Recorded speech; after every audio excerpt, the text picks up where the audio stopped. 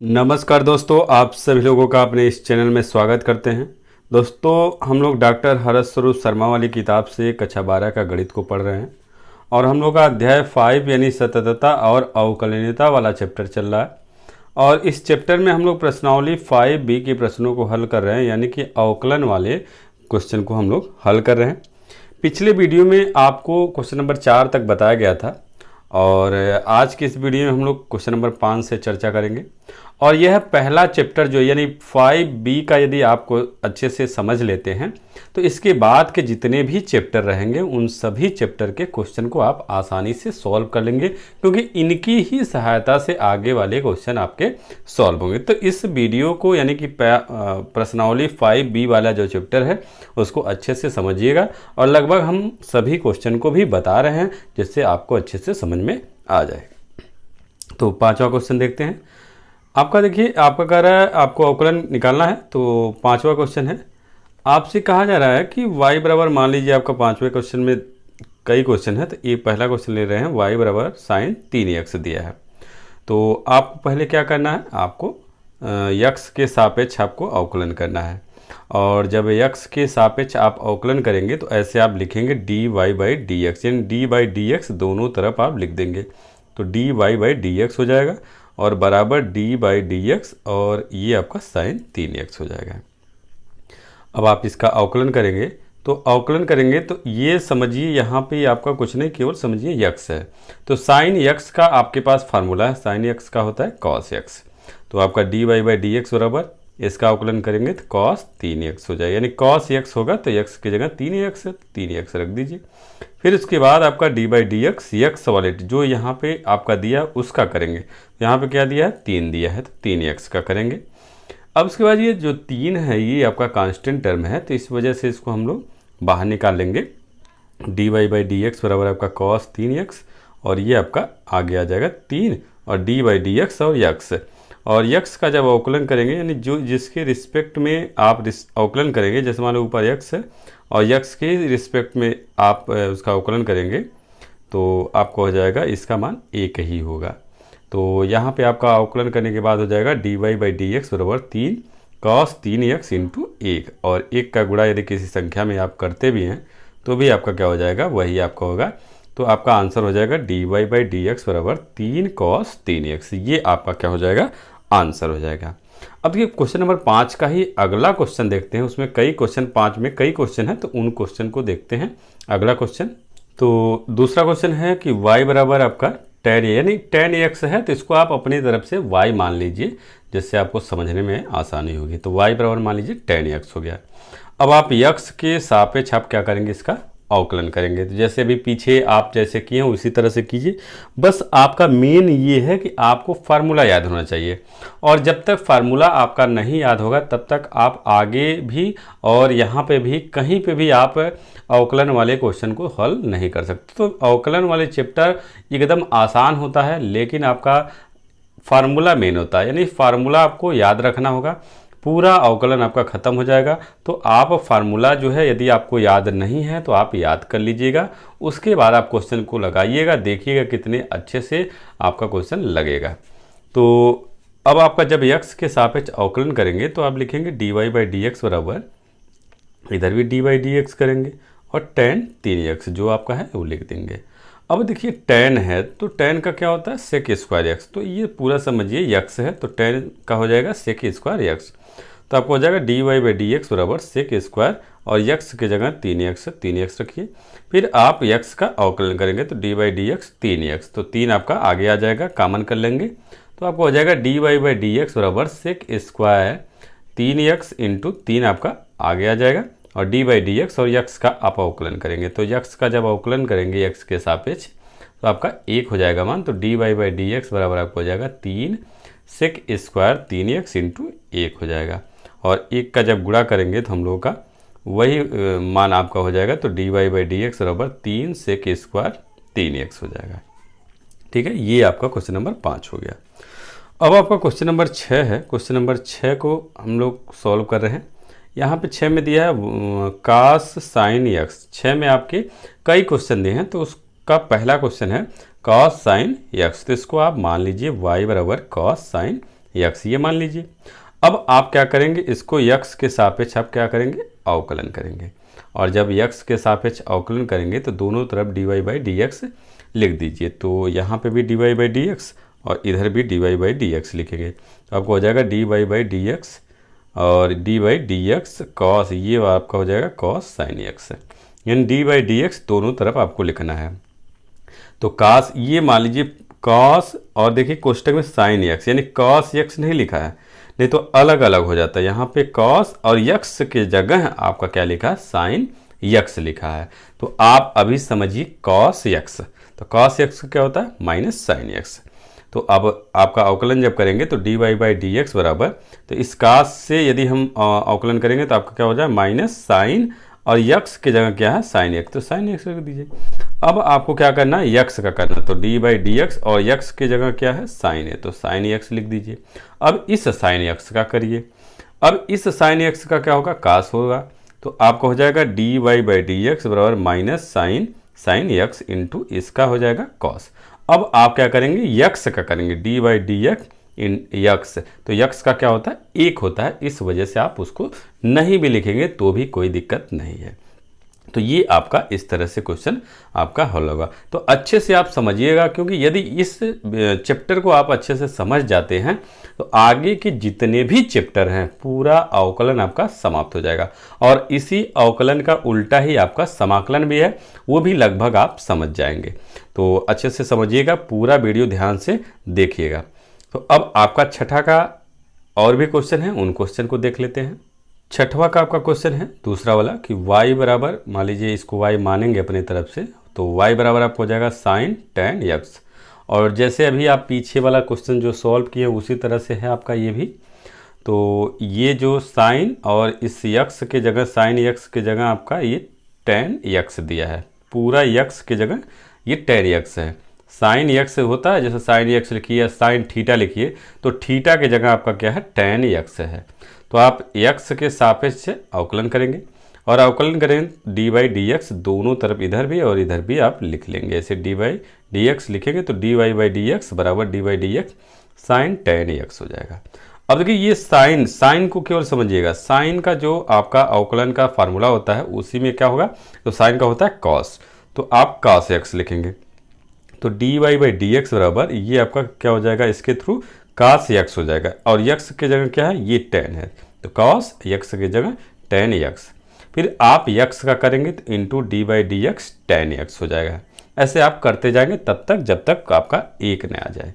अब ten x का आपको पता है क्या होता है इसका अवकलन, तो टेन एक्स का होता है सेक स्क्वायर एक्स, तो D Y by D x बराबर कॉस टेन एक्स इंटू इस टेन का हो जाएगा सेक स्क्वायर एक्स। और आप चाहें तो D Y by D x इस यक्स का भी कर सकते हैं, तो इस यक्स का आप अब नहीं करेंगे क्योंकि आपको स्टेप नहीं बढ़ाना, आपको अवकलन करना है। तो शुरू में आपको दो चार क्वेश्चन में आप यक्स एक जो आपका आ रहा था D by D x x वाला जो कर रहे थे वो किए हैं, लेकिन अब आप उसके बाद नहीं करेंगे, आप सीधी डायरेक्ट, यानी टेन का हो गया सेक स्क्वायर, बाकी छोड़। जैसे समझिए इसका आप यदि यहाँ पे दूसरा कुछ होता तो आप करते, लेकिन यहाँ पर कि केवल यक्स दिया है तो उसका आप नहीं करेंगे। यक्स स्क्वायर होता है, यक्स क्यूब होता है, करड़ी में यक्स होता है तो आप करते। तो यक्स यदि है तो आप छोड़ दीजिएगा, और मान लीजिए यक्स के अलावा यदि और कुछ है तो आप उसको करिएगा, तो आपका सेक स्क्वायर यक्स हो जाएगा। तो उसके बाद इसको अरेंज कर देंगे। अरेंज भी यहाँ पे भी छोड़ सकते थे, यहाँ पे भी आपका आंसर है, लेकिन इसको आप मान लीजिए अरेंज करने का मन करे तो अरेंज भी कर दीजिए। तो आपका हो जाएगा D Y by D x बराबर सेक स्क्वायर, इसको पहले कर दीजिए, sec square x into cos tan x. ये आपका क्वेश्चन नंबर 6 का दूसरा वाला। और 6 में आपके दो क्वेश्चन और भी हैं, और इसी तरह से वो दोनों भी क्वेश्चन आपके लगेंगे, तो आप उस क्वेश्चन को सॉल्व करिएगा। यदि आपको समझ में आ गया होगा तो आप उन दोनों क्वेश्चन को आसानी से सॉल्व कर लेंगे। अब आपका 7वां क्वेश्चन है। 7वें क्वेश्चन में कह रहा है कि अंडर रूट साइन एक्स दिया है, तो उसको आप मान लीजिए y बराबर अंडर रूट साइन एक्स। अब x के सापेक्ष आप अवकलन करेंगे, तो आप इसको थोड़ा सा अंग्रेजी में भी ऐसे लिख सकते हैं, ऐसे शॉर्ट में लिख सकते हैं, differentiate with respect to x। ये आप ऐसे भी लिख सकते हैं, हिंदी में भी आपको लिख के बता दिया और अंग्रेजी में भी ऐसे लिख सकते हैं। तो अब हम इसका अवकलन करेंगे, और जब अवकलन करेंगे तो डी बाई डी एक्स जो है, डी बाई डी एक्स जो है दोनों तरफ लिखेंगे, तो ये हो जाएगा dy बाई डी एक्स बराबर डी बाई डी एक्स, और ये आपका कोष्टक में अंडर रूट साइन एक्स। अब आप इस अंडर रूट को घात के रूप में चेंज कर देंगे, तो हम लोग का हो जाएगा dy बाई डी एक्स बराबर डी बाई डी एक्स और साइन यक्स के पावर 1/2। अब देखिए ये साइन यक्स पूरा समझिए यक्स है और इसके पावर यन है, तो ये वाला फार्मूला आप लगाइए, यक्स के पावर यन वाला लगाइए।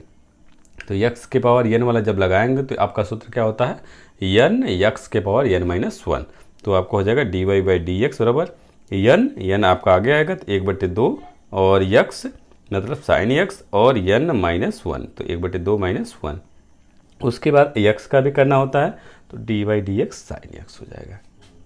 इसको थोड़ा सा सॉल्व कर लीजिए और साइन यक्स का आप अवकलन कर दीजिए, तो dy बाई डी एक्स बराबर 1/2 साइन, और यहाँ से जब 1/2 में से -1 को घटाएंगे तो -1/2 हो जाएगा, और साइन का अवकलन क्या होगा, कॉस हो जाएगा।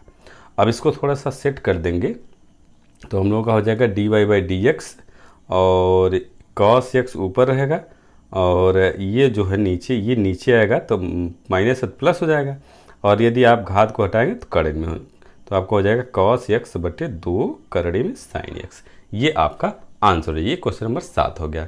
अब इस क्वेश्चन नंबर 7 में आपका दूसरा क्वेश्चन है, उस दूसरे क्वेश्चन को आप खुद से सॉल्व करिएगा। तीसरा क्वेश्चन हम आपको बता रहे हैं, क्योंकि दूसरा क्वेश्चन बहुत डिफ़िकल्ट नहीं है, एकदम आसान है। जैसे पहला क्वेश्चन सॉल्व किया गया उसी तरह से दूसरा भी है, तो उस दूसरे वाले को इसे ही आप लगाइएगा। तीसरा थोड़ा सा अलग हट के है, तो तीसरा वाला हम आपको बता दे रहे हैं। अब हम लोगों का तीसरा क्वेश्चन है क्वेश्चन नंबर 7 का। तो यहाँ पे आपका under root 1 plus sine x है क्वेश्चन में, तो इसको आप मान लीजिए y बराबर under root 1 plus sine x. अब आप यहाँ पे लिख दीजिए differentiate with respect to x, और दोनों तरफ dy बाई डी एक्स लिखेंगे तो dy बाई डी एक्स बराबर dy by D x under root 1 plus sine x हो जाएगा। अब अंडर रूट को हटा दीजिए, जैसे अभी पीछे आप हटाएंगे तो dy बाई डी एक्स बराबर डी बाई डी एक्स, और इसको घात के रूप में लिख दीजिए 1 प्लस साइन एक्स और उसकी पावर 1/2। अब ये देखिए यक्स टोटल समझिए, ये पूरा जो कोष्टक में है पूरा समझिए यक्स है, और ये यक्स के पावर यन वाला फार्मूला बन गया। अब उसी फार्मूले के हिसाब से आप अवकलन करिए, तो जब अवकलन करेंगे तो आपको हो जाएगा dy बाई डी एक्स बराबर आपको हो जाएगा, ये आपका आगे आएगा यन और यक्स और यन माइनस 1, तो 1/2 कोष्टक में 1 प्लस साइन एक्स 1/2 माइनस 1। अब उसके बाद यक्स का करेंगे तो dy बाई डी एक्स और यक्स पूरा समझिए ये पूरा यक्स था, 1 प्लस साइन एक्स हो जाएगा। अब आप इसका भी करेंगे तो आप चाहें तो इन दोनों को अलग अलग डी बाई डी एक्स के रूप में अलग अलग कर सकते हैं, या आप चाहें तो इसका अवकलन आपको पता है तो आप सीधे डायरेक्ट कर सकते हैं।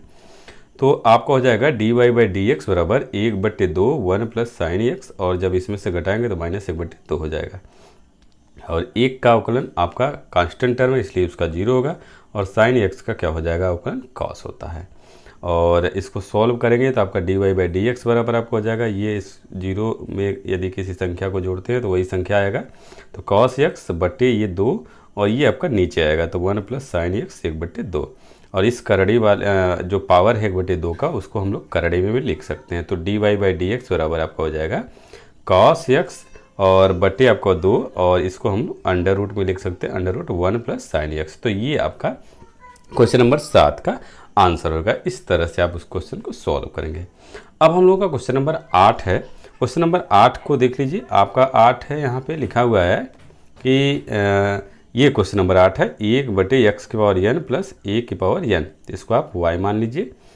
अब उसके बाद हम लोग लिखेंगे डिफ्रेंशिएट यानी अवकलन करेंगे, तो differentiate with respect to x, तो आपको हो जाएगा dy बाई डी एक्स बराबर, और यहाँ पे भी dy बाई डी एक्स और को 1/x के पावर n प्लस a की पावर n, इसको आप ऊपर ले जाएंगे तो आपका माइनस हो जाएगा घात, तो आपको हो जाएगा dy बाई डी एक्स बराबर, ये ऊपर ले जाइए घात के रूप में, तो dy by D x x के पावर n प्लस a की पावर n, और इस पर -1 हो जाएगा।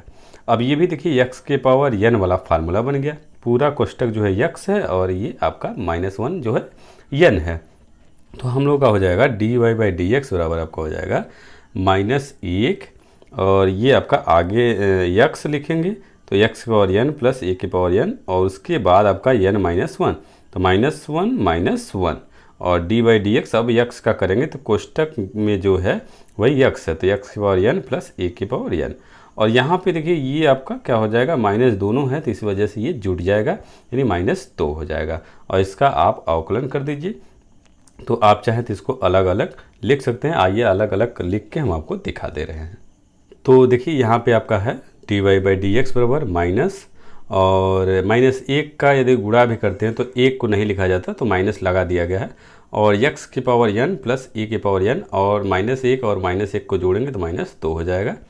और जो आपका कोष्टक में x की पावर n और e की पावर n था और बाहर dy/dx, उसको अंदर हम प्रवेश करा दिए, तो dy/dx x की power n plus dy/dx e की पावर n, ऐसे आप अलग अलग भी लिख सकते हैं। या आप जब जान जाएंगे तो आप सीधे बिना अलग किए ही उसका अवकलन सीधे डायरेक्ट लिख देंगे, जैसे भी आप इसके पहले लिख किए थे।